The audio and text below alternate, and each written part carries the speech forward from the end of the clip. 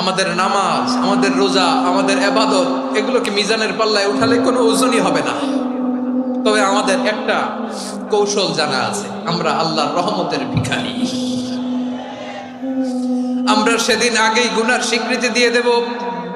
আমরা বলবো, আল্লাহ তুমি প্রশ্ন করার আগে তোমার একটা কথা বলি, আমারে কিছু জিজ্ঞেস করো না, আমি সব করেছি। এমন কোন পাপ নাই যে পাপ আমারে দিয়ে হয় নাই। তোমার রহমত দিয়ে তুমি জান্নাতে পাঠাবা, তোমার দয়ায় জান্নাতে যেতে চাই, আমল দিয়ে না। পারবেন বলতে? কিয়ামতের দিন আমরা বলবো, আল্লাহ আমার আমল দিয়ে জান্নাত চাই না, আমি তোমার দয়া দিয়ে জান্নাত চাই। তোমার দয়া ছাড়া আমার কোনো উপায় নাই।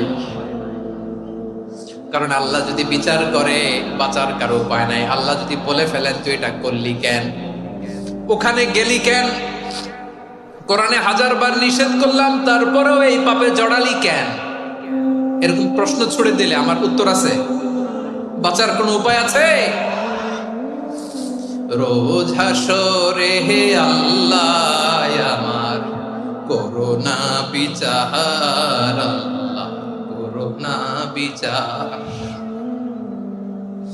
বিচার চাহি না তব দয়া চাই, এ গুনাহগার করোনা বিচার। আপনার আমল দিয়ে জান্নাতে যাবেন? কি দিয়ে যাবেন? আল্লাহর দয়া দিয়ে। আল্লাহর রহম আর দয়া ছাড়া কেউ জান্নাতের চেহারাও দেখতে পাবে না। আমার প্রিয় ভাইরা, এই দোয়া আল্লাহর কাছে পছন্দনীয় হওয়ার কারণ 3টা। দোয়ার প্রথম অংশে আছে তাওহীদ, আল্লাহর একত্ববাদের ঘোষণা। এই দোয়ার দ্বিতীয় অংশ আছে তাসবিহ, আল্লাহর প্রশংসা সূচক বাণী। এই দোয়ার 3 নাম্বার অংশ পাপের স্বীকৃতি।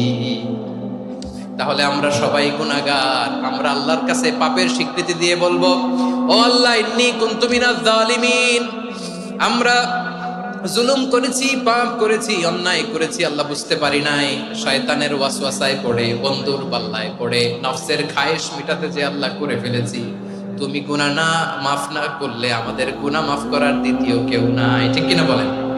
এভাবে অনুতপ্ত হয়ে যদি আল্লাহর কাছে দোয়া করেন, দেয়ালে পিঠ থেকে গেছে, কোন রাস্তা নাই বের হওয়ার, ওই মুহূর্তেও আপনাকে বিপদ থেকে উদ্ধার করবে কে?